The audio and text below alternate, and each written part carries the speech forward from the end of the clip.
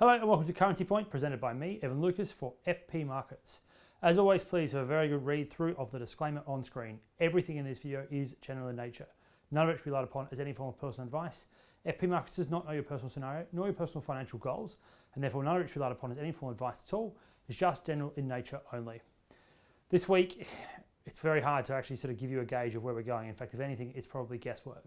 And it needs to be put out there very clearly that FX, oil, whatever contract you're looking at the moment is clearly all around geopolitical tensions and how Russia handles this week. We saw last Thursday and to some extent on Friday as well, when the news came out that there was suggestions that each side in Donbass particularly had seen some form of shelling, that the reactions are probably how we need to look at this week playing out. So here is having a look here at the continuous contract of crude and also euro dollar. And you can see that on the drop of that news, particularly on Thursday, that the reaction was pretty strong, one way up with oil and down for the euro. I think that's the way to look at what might now be the playbook for this going forward this week, is that if there is any signs, positive or negative, this is probably what you would expect. And I think that needs to be clear now.